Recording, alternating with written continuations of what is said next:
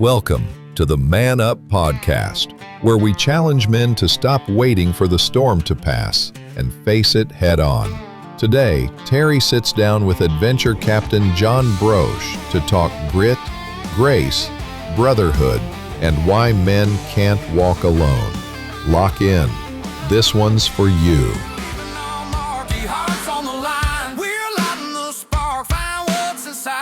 Your purpose ignite, man up, stand up in the dead of the night, in the dirt. We're bound by our word, be stronger in faith, in the tribe of the herd, leave no man behind. We're locked in the fight, man up, right on into the firelit night. Hey guys, welcome to the Man Up Podcast, where we challenge men to step up, lean in, and live out their calling as husbands, fathers, leaders, and disciples of Jesus. I'm your host, Terry Gwaltney, and today's guest is a man who embodies servant leadership. He's a husband, a father, grandfather, business leader, and he's faced life storms head on, continues to help other men do the same. He's an entrepreneur, a coach. He's a veteran, and now he's a veteran as an adventure captain of the Man Up Adventure Camp. So please welcome my good friend, Jon Broce, to the show.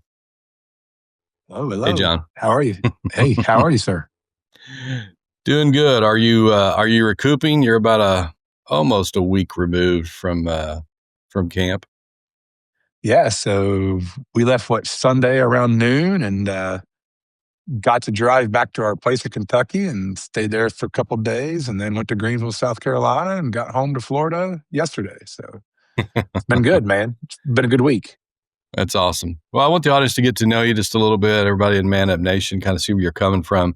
Now, I just want to lean into your camp experience. I think this year, you won the award for being the furthest away from camp. So we want to talk about whether that was worth it, what you got out of it, what your takeaway was, and how that's impacted your life. But I know your story's a little bit of grit, grace, and growth.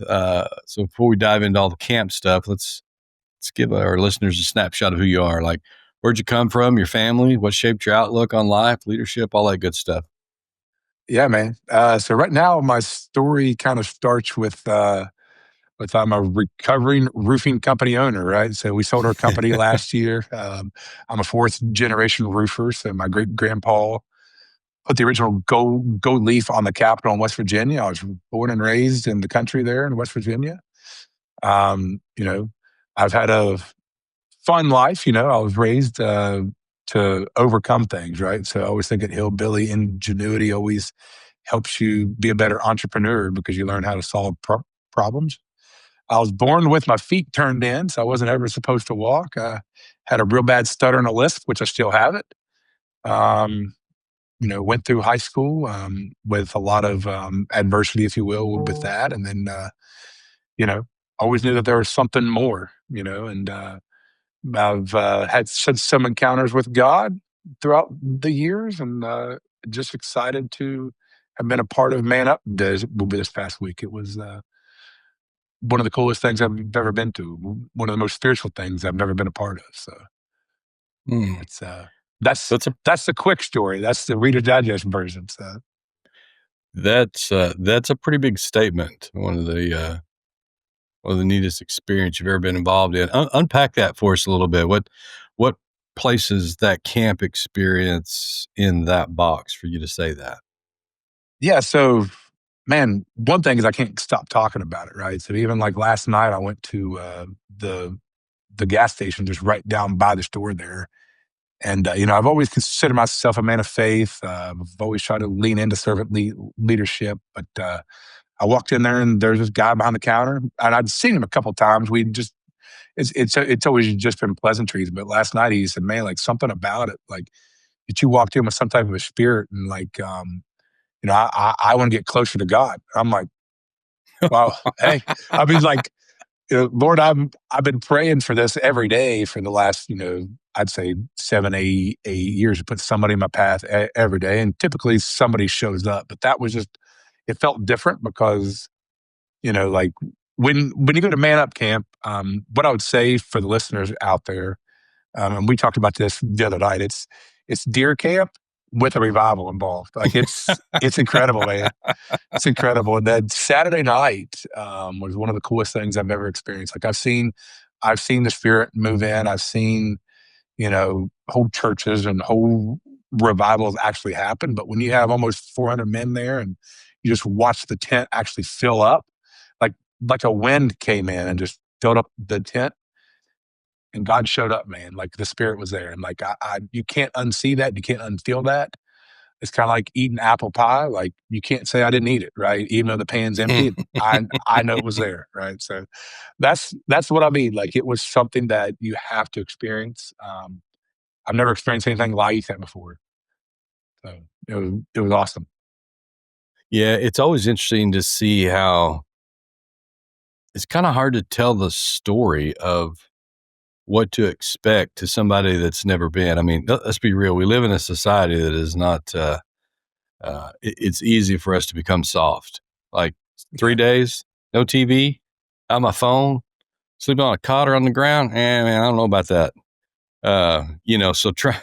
So trying to, communicate that in a way that draws people in. What's funny is the people that come back, almost all of them that have the experience, they all come back and they bring somebody with them. But how they Yeah, tell that story to guys, it's always intriguing to me.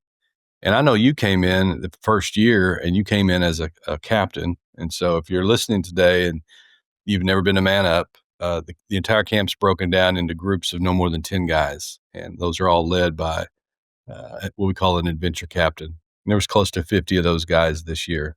So they're responsible for all the pre-communication. They generally recruit the guys that are coming to their camp. They decide as a unit what they're going to bring, how they're going to, go through the weekend. And your case was kind of unique. You came in and you virtually knew. Well, I guess you knew some of the guys, but the majority of the guys you met for the first time at camp. Why did you want to be an adventure captain? And kind of tell us what yeah. that experience was like. Yeah, so what I'd say is, the only person I actually knew was Matt Haney, like, and, just through you and through things that we've, experienced there with that, and then, I was really kinda, like, praying about it, like, "Lord, like, just wanna just lead my lips on whatever that you want me to say and just lead my steps with it." I was actually more excited that I didn't know anybody. It's weird to say that, like, it was more like I could go in with raw and, just peel the onion back, right? Like I could share my actual onion. That's what I call my life as an onion, right? Because it's got a lot of layers. The more you peel it back, the more it stinks, the more it makes you cry. So that's what I say about it, right? But I was able to go in without any expectations and just let God lead the conversation. So what I would say is I actually enjoyed not knowing anybody prior to being there.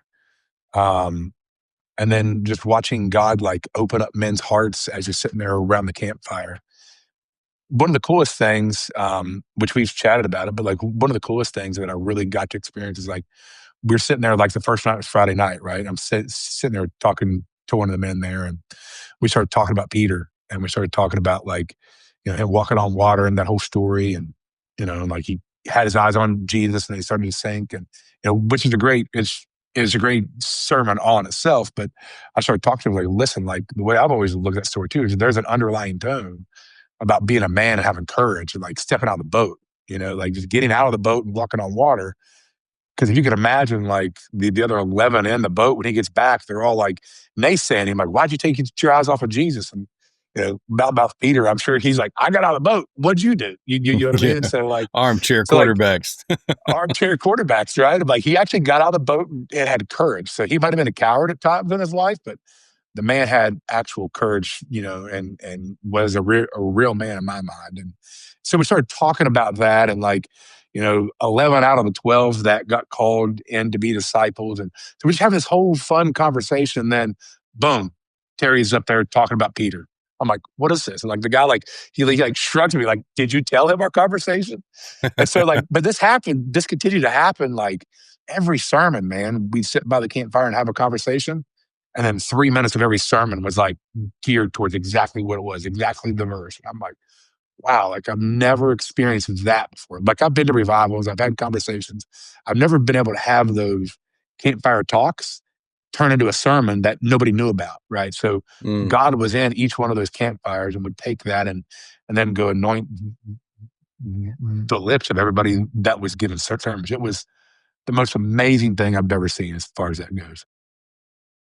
Yeah, I know, golly, it's been a few months ago and we were just talking and you were excited about what God was doing in your life. You were looking for opportunity to be able to speak into the lives of men and trying to figure out what is that going to look like. And I was just sitting there listening to you talking, and it was like, man, this guy needs to be at camp with 10 guys, because what he's looking for is the exact opportunity of what camp really presents. And so, talk to us a Yeah. little bit coming in, like, what were you coming into camp like looking for? Maybe like, what did you need when you decided to Yeah. come to camp the first Man. time?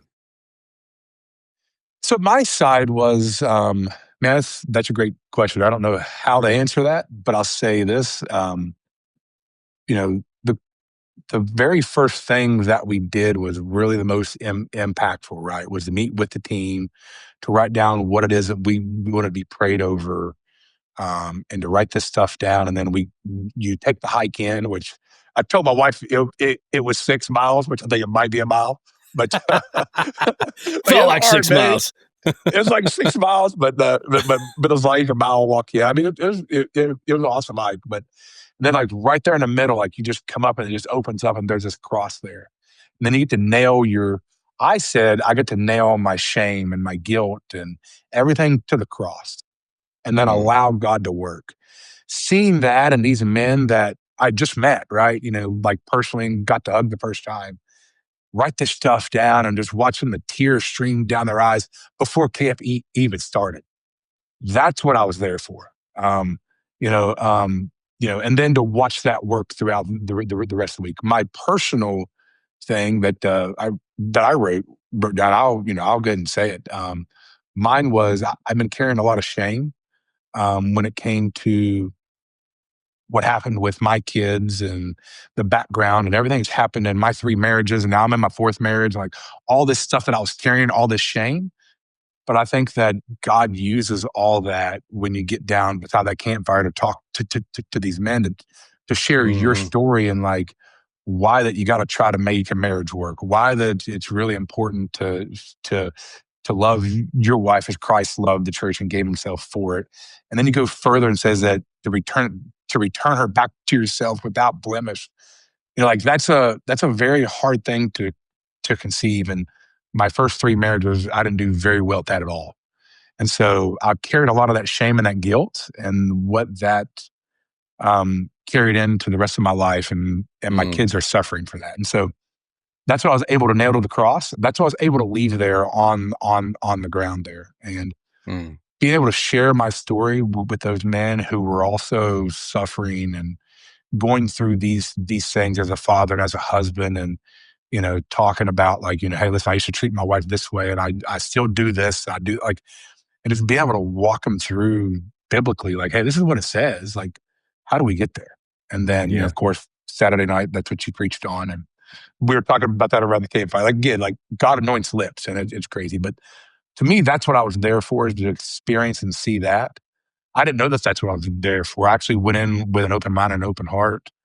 Like, Lord, like, hey, I'm here. Like, just you lead the way and I'll follow. Like, I'm here. Like, I'll go. Like, and that's what I got out of that, was being able to leave my shame there, being able to leave my guilt there, and to have more courage why walk it out. Like last year, I've been on that journey anyway to get to that more courage point. I walked away with it going, you know what? Like, there's no doubt. Like, the last, sermon that you gave to them, Burn the Ships, was really impactful to, I have to go all in, right? I can't keep one foot on the dock and one foot in the boat. Like, I have to go all in. I'm either on the dock or I'm in the boat, but I got to choose one. You know what I mean? And Yeah. so that's where I'm at. So, Yeah, it's interesting you bring that up. Shame, I think, can be described as the stain of sin. And what's crazy about the stain is that we know that when Jesus forgives us, he says he removes our sin as far as the east is from the west. His mercy is new every morning, that his grace is always more abundant than our sin. Yet we know that at our head, but sometimes it's hard to shake that. I was reading, and guys, I want to encourage you. This is a shameless plug, but the books that we made available at camp this year were all written to be a resource for guys when they come out of camp. We know the weekend is very inspirational, and it's the beginning of a transformational process. That's exactly what it is. It's a process. It's Yeah. kind of like the first mile of the journey. I encourage you, if you didn't get a copy of Post 30 or you didn't pick up the book Mentality, I encourage you to do that. But every morning since camp, I read one chapter, or excuse me, I read the first, whatever day I'm on out of Post 30. It's only a couple pages, but I'll read a chapter of Mentality. Mm. And the title this morning, I think it was chapter 4, was all on shame. And an interesting thing about shame, because it's such a big issue for guys, is there's a difference between guilt and shame. Guilt is usually associated with an incident, something very specific. But shame, if it's allowed to stay, actually begins to shape our identity. And you begin to see everything through the filter of that. When you look in the mirror, you take it into your relationship with God. You take it in relationship in your marriage and the people that you're leading. It's like those tinted glasses. It filters, everything gets filtered through that, which is really, I think, why the devil wants to hold that over people's heads so much. And we see a lot of that at camp.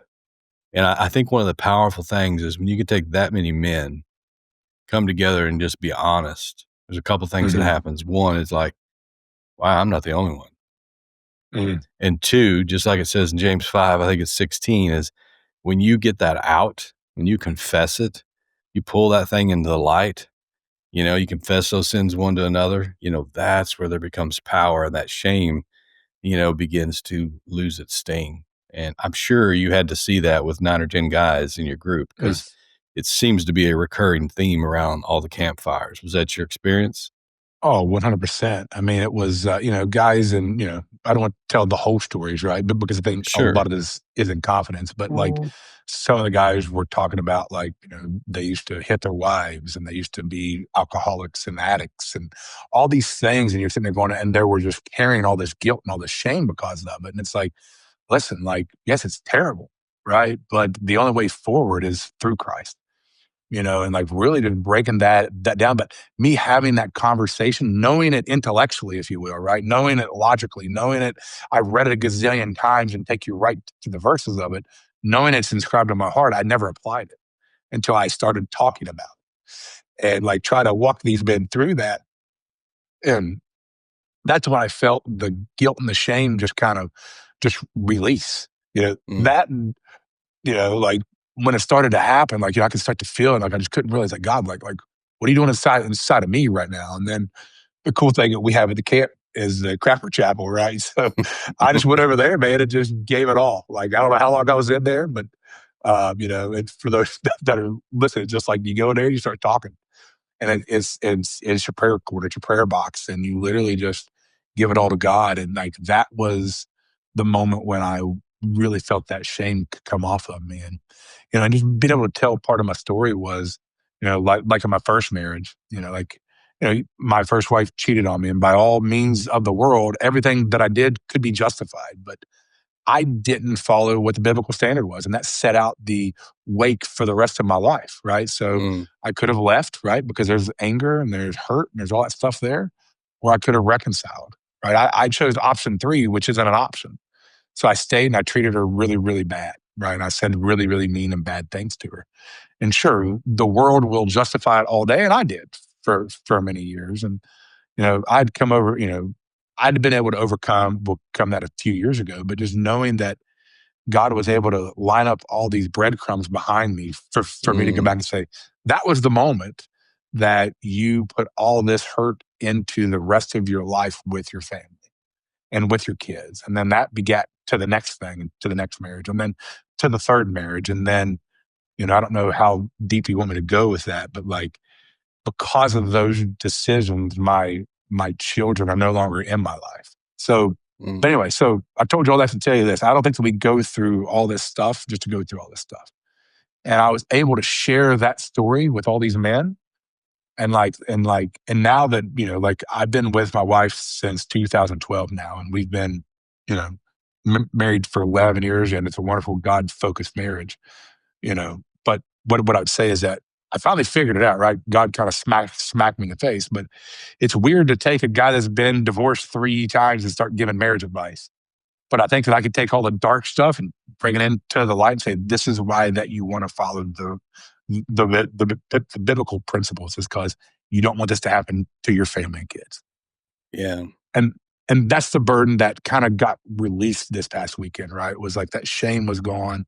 I was able, like, I've shared it a few times with people, but I was actually just there able to weep and share that with Mm. a bunch of burly men eating meat and sleeping on the ground, right? It's just a weird thing to say it that way, but it was amazing. So, Well, I think one of the things that godly men um, have an uncanny ability to do is that they're able to turn their losses into lessons. And God has the ability to take our messes and turn them into messages. And, we're the most qualified to talk to somebody who has been or is going through exactly what we went through. And so, to your point, yes, we make a lot of poor decisions, and it wasn't God, that was leading us to make them. And there's consequences that come with those. But in the process of that, God's grace is always sufficient. And that test does become a testimony at some point. So irregardless of where you're at, guys, in your process as you're listening to that, at some point there will be a turning. And like it'll go from a test to a testimony. You'll feel like you're on the other side. And I just want to encourage you. A lot of times we want to roll our sleeves down and we want to hide our scars because we don't want anybody to know we've been hurt. But the reality is those scars are marks of God's grace and what he's brought you through. And those are the things you should never forget. And in the appropriate time, when he leads you, being able to share those, bring hope to other people. It's one thing to share in theory for somebody that's not been through anything. yeah. But Well, I man, counted a you've been blessing. through something. Yeah. Well, I count it a blessing, and that's the weird part. Like, I get cold chills now. Like, that's been the hardest thing the last 6 years to really get to, is to count it as a blessing. But I count it as a blessing because I don't think a lot of people get to have that the revelation to look back of why this bad thing happened. Right? If you get so fixated on the bad thing, like I doused myself in Psalm 37 and 73 for years.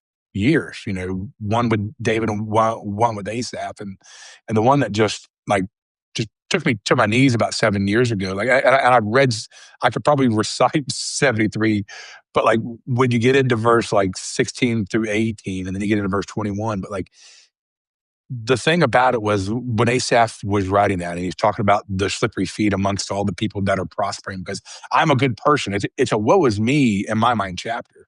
But he gets in there and he says, and then I walked into the tabernacle of God. Then I discerned their end. But when you get down to like verse 20 or 21, he says, and I realized I was a beast before you. That hurts, right? It's like when I have to think about me being so prideful, so beast-like towards God for blaming him. Why did you take these kids out of my life? Like, once I finally found that out, it was like, wow, such a blessing that, yes, I lost my kids right now and I won't get to see them until they're 18, and that's just a few years away now, but it's a blessing because he put a hedge of protection around them. And not many people get to look back and have that revelation that God can line up and like keep counting up those breadcrumbs to say, this is where it started, John. Like, this is where you really screwed up. Tell the story. And that's really what I got out of camp this weekend is I've been telling the story. Now I've got courage to go and tell the story. I have to tell the story. Somebody needs to hear this story because they're going through a very similar thing, and why that they should try to work on their marriage. No matter, restoration can happen. And, one of the guys that I was talking to at camp was like, he had just went through something where his wife had cheated on him, and I'm going, listen, let's talk about this. Cause I want to tell you, like, you've got a couple choices, right? And we were able to like share my story. He's like, wow. Like, I'm like, it's a ripple effect. Like, you got to make a decision. Biblically, you got to make a decision. And as a man, like, we can't be a beta male anymore. We have to make the right decision and follow what God's calling is. And anyway, so like, it was a blessing because of that, right? So now I've just got coming out of camp is like, I want to just share that story. I have to share what happened at that first moment of sin in my marriage. And don't get me wrong here, in my first marriage, I wasn't a perfect husband, right? I wasn't following, the the principles that I try to do now, and I still fail. But I wasn't as aligned as what I'm trying to do now. Yeah. But I had a decision that I should have made, and I made the wrong. And that will trickle through the rest of your life. And I found a lot of comfort in looking at what happened with the children of Israel when they left the promise, or when they're going to the promised land after they left Egypt. And Caleb, which I love, is the name of your son too. But he went in as a recon and comes back and says, we can take it, which I think that's really Caleb in real life, your son Caleb. But then everybody else is like, no, it's too big. And because of that sin, it seems a small sin. But because of that sin, that generation had to die off and they never got to see the promise. So it's a generational. So that's the thing, is like, be the one that breaks that generational curse. Yeah. Yeah. And there was a lot of that was happening. We're starting to see some of these testimonies. That's the power of that. You just don't know that one decision and how much that can change. So you've been on the leadership side now at camp. You've helped guide other men kind of through the adventure. What was it like watching God move in those moments around the fire and under the big top and in the quiet places when you heard him come back and talk about solitude? Man, What was it? all I can say is the word amazing. Like, just the amazing grace that people felt. It's not a cliche, but like watching men fall on their face during praise and worship, it's just something you don't experience. Watching God move through a whole camp of 400 men or close to 400 men is like something you don't experience. Yeah. What I would say is, from the leadership point, was I felt ill-equipped at the same time, right? Because I'm like, this is some things I've never faced, right? I've never faced drug addiction. I've never faced some of these things. But when you break it down, I have faced it, right? We face some type of addiction, whether it would be sexual addiction or work addiction. Like, it could all be things that become an idol. To me, like, the idolatry is anything that is like between me and God right now. But I think it's a good thing to kind of get that distraction away, right? So, Yeah. but yeah, I mean, what I learned as a captain or as a leader there was that there's a lot more work to be done. And any man that's listening and thinking that he thinks that he might want to go, don't think about it. Just go. God put it on my heart to help as many men as I can and share it and bring it, and whatever it is to get people there, let's just get them there. Yeah. And God will do the rest of the work. Your job is just to get there. Yeah. I was going through the prayer requests today. So, John was talking about these prayer requests get nailed to a cross, and then there's a group that goes out and they'll take them down over the course of the weekend and they pray over them. And so there's actually, sitting in the same room I'm in today, in an ammo box where we prayed over them the other day. Eventually they will end up in what he was referring to as the Crapper Chapel. And so for some of you guys don't know what we're talking about, it literally looks like an outhouse with a phone in it. And when you go set in there and you pick the phone up, it starts recording. And guys just go in there and they just begin to speak out loud what God's done for them over the weekend, maybe what he set them free from, or what their commitment is when they go back home. But on the walls are stapled the previous year's prayer requests. And so, eventually this thing will be wallpapered, in the prayer requests of men. And man, I looked through these, and, we talked about over the weekend, there was 4 predominant themes, but I think you could boil it down even more to almost 2. But I was amazed at how many guys were asking God for help to go home and lead their families, whether that was with their wife or their kids. We're in a dysfunctional society. And so a lot of us were raised in dysfunction, some more than others. And it's like, I know what I don't want to repeat if it's extreme. I don't want to be that. But what does it look like, to really be a godly dad? What's it really look like to be a godly husband? Which makes me, in June, for the first time, we're doing Dad Up Camp. And I sat and I listened to some of the stories that were coming out of it, and some of the things their sons were asking and how they were excited about coming to camp. And then I remember listening to all these stories of these men that are jacked up in a lot of cases because dad was absent or he just didn't do it well. And it makes me wonder, man, what kind of stories are we going to tell coming out of that camp when you pull a father and a son together? And then there's that moment where God shows up. And I'm so looking forward to seeing what God does over that weekend. So, one of the things we talked a lot about in Man Up is that, we're not meant to be lone wolves. We're not meant to walk alone. I know you've led some big teams in business, and now you've led a team at camp. What have you learned about the power of brotherhood? Just having a band of brothers together. Yeah, that's a great question. So I think one of the sermons too was having a corner man, which I don't think that you could have put it any better way. It's so beautifully put. So, and the way that I'll repeat some of the sermonary, but the way that you look at a corner man is like you're in there and you're boxing and you're fighting and you're out there and you come back and you bloody. It's the guy that's in your corner. He's cleaning up your wounds and he's helping you just get back at it and he's giving you that encouragement. So I think that's the thing. I think I won't go into a long story on this, but I learned a long time ago, God actually had spoke to me on a roof one day where I'd been injured in church, right? Like been asked to leave and all this other things. And I'm up there and I'm repairing this roof and I take my hammer and I smack my thumb and like it's this thumbnail here and the thumbnail just popped off and blood going everywhere. And so I grabbed it like this, right? I mean, and I just go, oh, man, it hurts. And I've just felt the Spirit of God and God actually speak to me and say, that's what my church is supposed to look like. And so I had this epiphany of like, wow, like if we're the body, right, why aren't our hands reaching? I mean, there's a song that has all that, but like what we do as Christians is when somebody gets injured or somebody gets hurt, we wind up cutting that thumb off. When what we should be doing is we come over here with these 5 and we envelop it and we stop that bleeding as fast as you can. Yeah. Right. So I think this is the best way to describe what a corner man is. And then these 5 go away. Okay, cool. You kind of healed up. You got some gauze on you. But these 4 have to pick up the slack and say, hey, man, you're going to be down a while. Right. And I just cut this finger off about 2 months ago. So I can tell you the real story on that. But so like the rest of my hand had to pick up the slack. Right.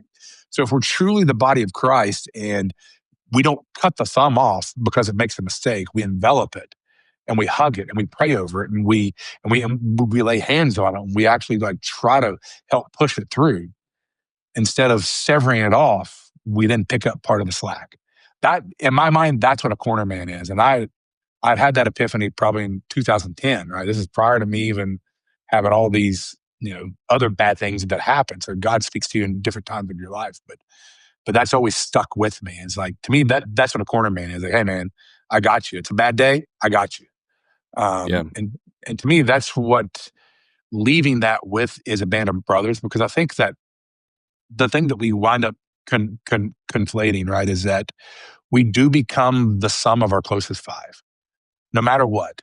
The 5 influences, and that could be what you're listening to, what you're looking at on social media, the podcast that you're listening to, the music that you're listening to, the news that you're listening to, the brother down the street that you're listening to, the person at work you listen to.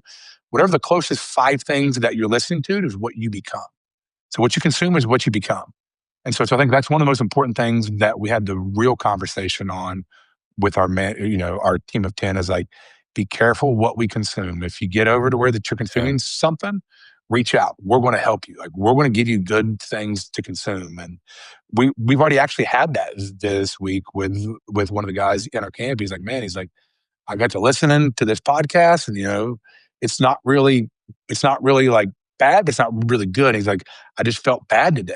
I'm like, it's what you consume. And so we kind of got back to that. And so just keep in mind that you become that sum of the 5. Yeah. And everything's an influence. Everything's an influence around you, whether we think so or not. And that's what the devil wants. Is just that, it's like what you pre-showed, just that one little acorn to get you away from it, to pull you away from the herd. Like, we're meant to be a band of brothers or a herd of deer, however you want to look. Like, we're meant to stay in a herd, right? That's why, like my daddy was a sheep farmer, so I can tell you a lot about sheep. Sheep are not real smart, and that's what the wolves will do. They cut one out to go sacrifice the one. That's what they want, one at a time, pick them off, right? The coyotes will come in and pick off one at a time. And that's what they try to do. But when the herd stays together, it's harder to pull that one out because they literally will flock together tight. And so I think there's a lot of embolism and symbolism there of shepherd and sheep and herd, because when you stay with the herd, it's harder for that coyote to cut you out of that, to cut you out and take you out. Right. But we're all followers, and we're all followers of Christ, and we all need a shepherd. So I think that's also part of the symbolism with that. But like when you stick close to those band of brothers, like they're going to have your back. They're going to have your six and be able to look out and watch out for that coyote coming in. Yeah. Yeah, that's so good. And guys, I just want to challenge you. We talked about this last time we were all together, but you need to locate those guys. You have to have those guys in your life. And then once you have them, you need to go find a church. And I realize, there's a lot of church hurt out there. And if you've been around church very long, somebody's miffed you, somebody's hurt you, somebody's disappointed you. But I mean, let's just be real for a minute. The church is full of dysfunctional people because they're full of imperfect people. And so it can't become the excuse on why you don't go. You'd be like, I don't want to go to the hospital because there's blood there sometimes. You go there because that's what the hospital's for. And the church really is that healing place for a hurting world. It's not a museum. Get it out of your head. It's not a museum with perfect people on display. And so you need to go do life. One, because that's what Jesus said to do. Two, you need to go because you don't need to just be a consumer. This is not just about what you get and what you take and what you consume. It's about what you can give, who you can help, where you can serve. That happens in a church. And the church becomes your spiritual family that forces you to grow. There's people in your family as you were growing up, you had to learn sometimes to tolerate, to get along with, to hold your tongue. There's sometimes that you fought with them, but at the end of the day, they were still blood. And spiritually, it's kind of the same concept. That family will grow you up. And the answer is not trying to go be a lone wolf and just, I have church for myself and I just kind of do my own thing. You're living below what God intended for you, and you're missing out on something super, super important in your life. So, Man. And you need to help other guys face their storms. And there's a lack of men in the church that are willing to stand up. And man, church needs you, man. Church needs the guys that are listening today. So listen, I know you've had some success in business. I would say the most important thing you lead is your family. How's your time at camp impacted the way you're going to go home and love your wife and your grandkids, your kids, and your approach to business? I mean, what kind of influence did those 3 days have? So I've always tried to pursue my wife, but I don't think I've ever done well at it. It's kind of like, we've all read I hope we all have read the book, the 5 love languages. Well, I know my wife's love language, but I don't always speak it. You know what I mean? Because I'm trying to get her to see things from my point of view. I really pulled that away. And so like, even all the way home, like I know she loves flowers. Guys, all women like flowers, even if they tell you no. So I got her flowers, even on my way home. It was 11 o'clock at night. And I stopped at the grocery store to bring her flowers. And so like, I decided like the main thing that I pulled out was we haven't been doing a good job at pulling digital out of our marriage. And so we're going to just go off grid at least one day a week, right? And every evening, and really just focus on each other. We've done a good job as far as like keeping, the intimacy in life and to treat each other well and to pray with each other, like all that stuff we've done well. But I think it's just one more step. And I think every year will be one more step. There should always be one more step.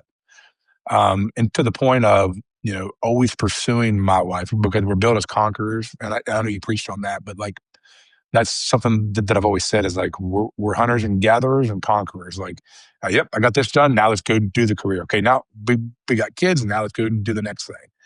Like, I think that we have to take time and continue to foster those things. And that's what I learned the most is that I'm not continually to foster like I should. With my grandkids as well. So like I was able to come home and all the grandkids were there and that was phenomenal. So, that was a cool thing and got to watch all the little tricycle motors run around. And at our new house in Kentucky, my wife was kind of challenging me because we kind of, the property's kind of over a hill and we put the the single wide trailer, like right there in the middle. And then I got a house seat that we cut out. And I said, well, I want gravel all the way around the thing. She said, why? I'm like, I want the kids to have a racetrack. Like, what are you talking about? Like, we're going to put go-karts out there. Like, watch them just go around and around because eventually I'm going to pull that out there and, you don't have a house up there. So do you really want a racetrack? I'm like, well, yeah, like these boys, like we got 4 grandsons and one more on the way. I'm like, these boys got to have a place to go and just have fun. And so like, it's those little things that I'm like, you know what? It's like, I have to like let go of some of that and just learn to have fun again. Yeah. Because Yeah. you can be too serious in that. And, the same in business, man. And you got to carry that in with your people. It's like, thou shalt not take thyself so serious, right? We're all going to make mistakes. We're all going to have a bad day. The thing I think that we did well before was that our team was ready to run through walls no matter what. And I can still pick up the phone and call any of them today, and they'd come back tomorrow and come to work and do anything that we wanted. So I think that's the impact. Yeah. Talk directly to the guys listening today. Maybe they've never been to camp. They've seen some of the social media posts. They've heard stories. Maybe they've been invited to camp and they're just kind of still on the fence. Why should these guys come to Man Up next year? It's a great question.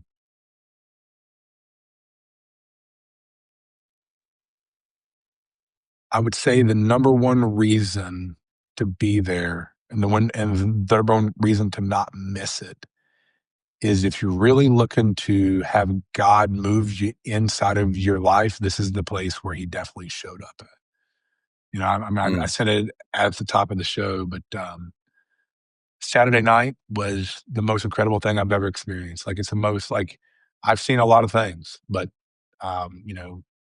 when you can watch 400 men throw their hands up in praise and worship and men just falling on their face where God is speaking directly to them. If you're on the fence and you're like, hey man, like, how do I be a leader? How do I really lead my wife, lead my family, lead myself? And you want to be around other like-minded men that are, we're talking some big, burly, rugged men that, that you would never dream are going through the same problems that you are. We all have the same problems. And to be able to have that band of brothers that you walk away with is the number one reason why that you should be there. Is you're going to find a band of men that are going to lift you up and edify you and continue to after camp. And that's what I think is the most important part is the edification that you'll get out of it. Yeah. That's good. Well, are you up for some rapid fire questions real quick as we close this thing out? Man. Let's try it, I guess. Yeah, let's try it, man. Rapid fire stuff. Short answers, big impact. Like, what's a Bible verse you feel like, man, this is the one that kind of anchors my life? It's my go-to. Matthew 6:34. Therefore, do not be anxious about tomorrow, for tomorrow will be anxious for itself. Sufficient for the day is its own trouble. And I can't stop there because this is when I learned to find joy. So if you're suffering with anxiety and depression is looking back, anxiety is looking to the future. You find joy in the minute and in the moment. Yeah, that's the way that God had us designed. Sorry, that was quick. That was real quick, Terry. No, that's good though. So, best piece of advice you heard while you were at camp? Oh man, this isn't meant to flatter you, Terry, but burn the ships, man. That was the best piece of advice. Was that sermon was again, Saturday night, but burn the ships. So for anybody that doesn't know what I'm talking about, you had to go all in. You can't have one foot on the dock and one foot in the boat. And if you've ever done that, you wind up your legs start spreading apart and you fall in the water. So you got to make a decision. So burn the ships, and the sermon was about the Battle of Cortez. And when you don't have another choice but to go and fight, you're going to fight. Find a way to win, don't you? Find a way to win. One lesson you learned as a husband and a father? One, I can only pick one. Well, it's supposed to be rapid here. Patience and grace. Patience and grace. Yeah. Learning patience and grace, yeah. Why is it so important to have cornermen in your life, you think? Because when you're bleeding, you got to have somebody clean your brow. Because Mm, you're not going to be able to see. Your eyes are going to be swelled up. You need somebody else to help guide you out of that corner and back into the fight. mm. Biggest mistake men make in trying to lead their families? Pride. I'm the Yeah. man. I'm the man. No, Christ is Mm, king. good. How do you personally stay grounded when life gets just really loud? Oh, meditation, solitude time, like every morning from 6 to 7, just turns everything off and just start and open my day up that way. That's how I keep it as solid as what I can. Stay Mm. grounded. Here's the big one. How do you want to be remembered? Like what kind of mark do you want to leave that can't be erased when this thing's over? So rapid fire is going to be courageous. I haven't been known to be a courageous man. I've always been known as a person that would share my own experiences in the gospel, but now I want to be courageous enough to share with everybody I come in contact with. It's good. I appreciate you taking some time just to share your heart today. Share your story, share your experience. I know it's inspired me. I know it's bound to have done the same for guys out there. Guys, I just want to encourage you. Proverbs says, "Hope deferred makes the heart sick," and I think what you've heard is um, tough times. You can push through that. There is a hope. You're not the only one that's dealing with a struggle. It's not unique to you. And here's a man who's had to push through a bunch of those, and he's on the other side helping other guys instead of wallowing around in self-pity and feeling sorry for himself. And I think that's the message for the man listening today. Literally man up. And man up is not just, hey, be tough, pound your chest. It's realizing you can't do it by yourself. That's why you need a savior. That's why we bow our knee to the God-man Jesus, Amen. asking for help, and then just be courageous and do what men do. And men do the hard things. Um, anyway, appreciate you being on the show with us today, buddy. My man, yes, sir. I enjoyed it. Thank you. Listen, guys, don't wait for the storm to just pass. You need to face it head on and just be the man that God's called you to be. I encourage you to head over to manupadventurecamp.com. Go grab a copy of Post 30 or Mentality. Sign up, at least be a part of the daily devotion that goes out, some encouragement. Get connected, get connected to Man Up Nation, get connected to some guys around you. Find your cornermen. If you're having to do this thing alone, you're not doing it right, and you don't have to do that. Listen, guys, legacy is not what you leave to people. It's really what you leave in people. We'll see you next time on the Man Up Podcast. Thanks for tuning in to the Man Up Podcast. We hope today's episode challenged and inspired you to become a better man, father, and husband. Remember, failure isn't final, and you're not alone on this journey. Find more resources at manupadventure.com. Stay connected with us, subscribe to our YouTube channel at Man Up Adventure Camp, follow us on Facebook and Instagram at Man Up Adventure, rate and review the podcast on Spotify and Apple Podcasts to help more men find their tribe. Thank you for being part of this movement. Let's continue to live on purpose and leave a mark that can't be erased.